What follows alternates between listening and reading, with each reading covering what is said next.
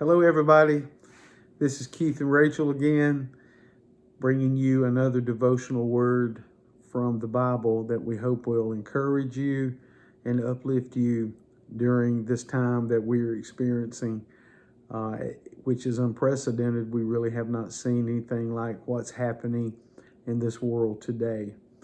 We don't have to fear what's going on because we know that God is still in control. We've said it, we've heard it, we've read it.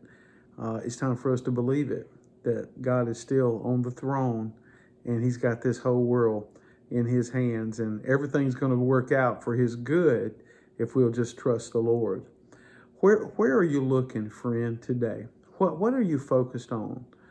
You know, the things that you are looking at will play a great impact on how your outlook is in this life. What we focus on, our attention is drawn to, will be what it is that we gravitate towards. Have you ever been driving? I know I have, and I have to be careful because my attention span is very short.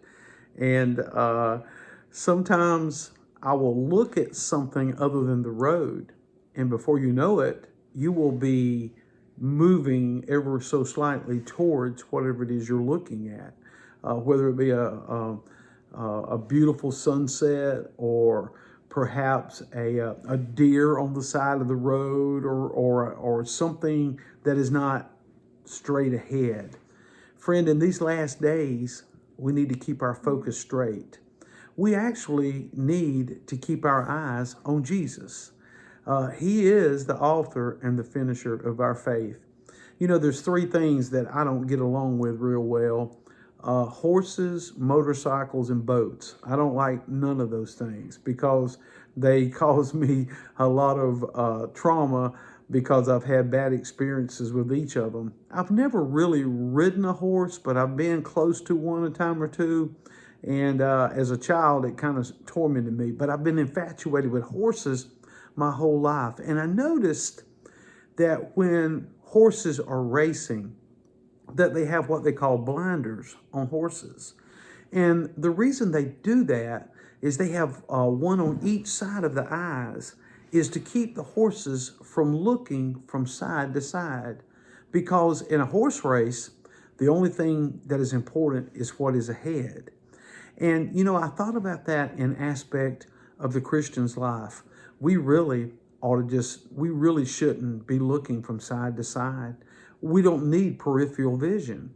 Our vision needs to be looking straight ahead to Jesus. You want to know why? Because Jesus is leading our way.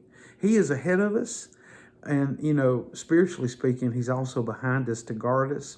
He's to either side. He's above us. He's beneath us. He's got us totally encapsulated with his presence. So that's another reason that we shouldn't worry in this life, but to look straight ahead towards the finish line. That's where we need to go.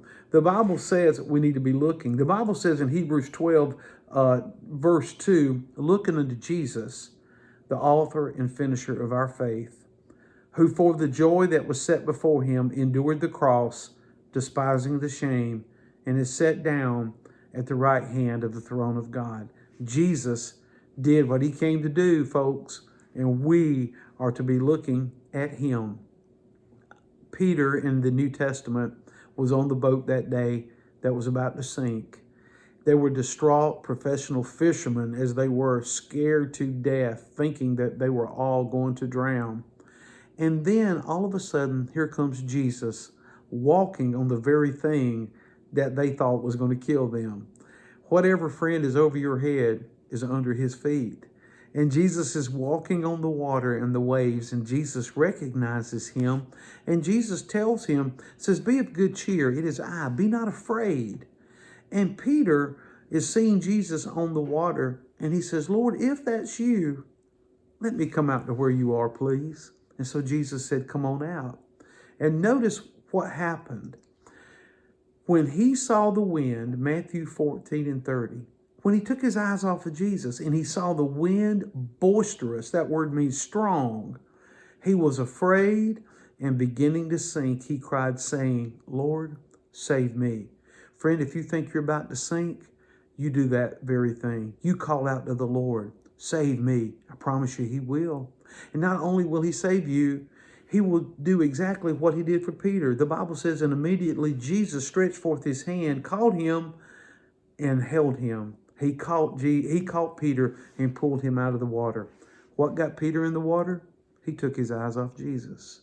If he'd kept his eyes on Jesus, I believe he'd have walked and stood out there with Jesus. But his faith got a little weak. It's okay, friend. Ours does the same thing. What we have to do is what Peter did. Call out to Jesus. Save me. I promise you, he will. He that cometh unto me, Jesus said, I will in no wise cast out. He loves you, friend. We hope you have a good day. We hope you have everything you need. If not, you be sure and let us know. We love you in Jesus. God bless you all. Bye-bye.